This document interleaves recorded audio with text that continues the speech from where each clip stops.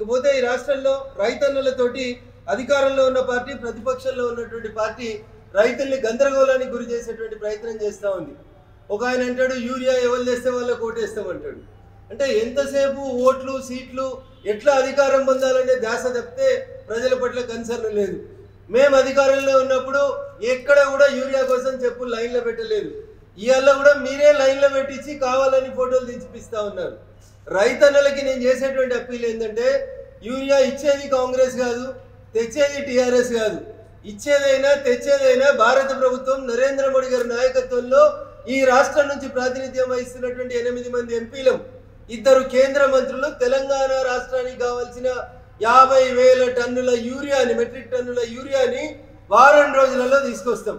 రైతన్నలారా, కాంగ్రెస్ ఏదో చెప్పిందని, టీఆర్ఎస్ ఏదో చెప్పిందని దయచేసి రోడ్ల మీదకి రావద్దు, ధర్నాలకి పాల్పడొద్దని మేము సవినయంగా తెలంగాణ ఎంపీల పక్షాన నేను తెలంగాణ రైతాంగానికి విజ్ఞప్తి చేస్తా ఉన్నాను. టీవీలలో పేపర్లలో స్క్రోలింగ్లు పెట్టుకుంటున్నారు. కాంగ్రెస్ వాళ్ళు ధర్నా చేస్తే యూరియా వచ్చిందని. కాంగ్రెస్ వాళ్ళు ధర్నా చేయలే, కాంగ్రెస్ వాళ్ళు గొడవ చేయలేదు. కాంగ్రెస్ ఎంపీలు పోతూ పోతూ ఫ్లెక్సీ పట్టుకొని మెట్ల మీద ఒక 2 నిమిషాలు నిల్చున్నారు. అట్లా పోకుండా ప్రియాంక గాంధీ వచ్చి వాళ్ళ మధ్య నిల్చున్న ఫోటో దిగింది. ఇగో ఇది కాంగ్రెస్ ఎంపీలు చేసిన ధర్నా.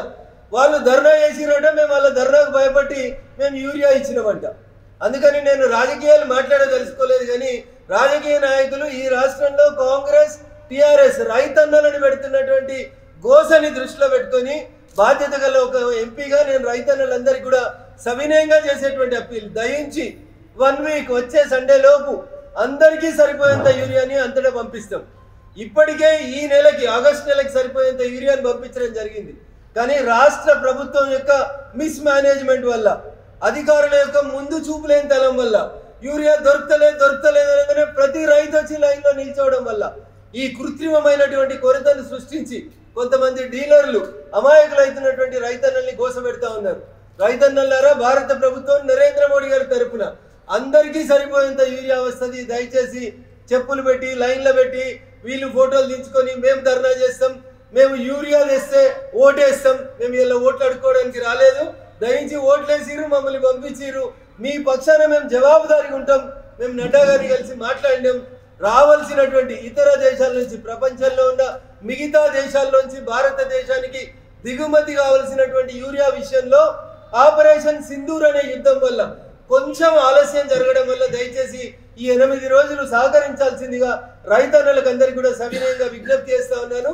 కృత్రిమ రైతు కొరతని సృష్టిస్తున్నటువంటి డీలర్ల మీద తగు చర్యలు తీసుకోవాలని భారత ప్రభుత్వం తరఫున జిల్లా కలెక్టర్లకి, జిల్లా అధికారులందరికీ కూడా ఈ సందర్భంగా సవినయంగా అప్పీల్ చేస్తూ దయచేసి ఈ రాష్ట్రంలో ఉన్న ప్రతిపక్షం పాండ్రి ధర్నాలు చేద్దాం, ఫోటోలు దిగుదాం, ఏదో లోకల్ బాడీ ఎన్నికలలో వస్తాయి, మా కోసం ఏదో లాభం చేయాలనేటువంటి ఆ రాజకీయ పార్టీల తప్పుడు ఆరోపణలలో రైతన్నలు చిక్కుకోవద్దని చెప్పి నేను ఈ సందర్భంగా సవినయంగా అప్పీల్ చేస్తా ఉన్నా. ఎందుకంటే వాళ్ళ అధికారంలో ఉన్న 10 ఏళ్ళు కూడా కేంద్రంలో మేమే ఉన్నాం.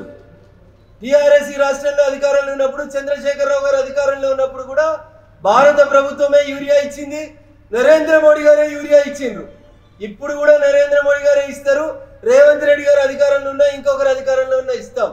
కాకపోతే మిస్ మేనేజ్మెంట్, అడ్మినిస్ట్రేషన్లో లోపం, మీడియాలో యూరియా కొరత అనే వార్తల వల్ల రైతన్నలు కొంత పానిక్ అవుతారు. దయచేసి ఎవరూ పానిక్ కాకండి.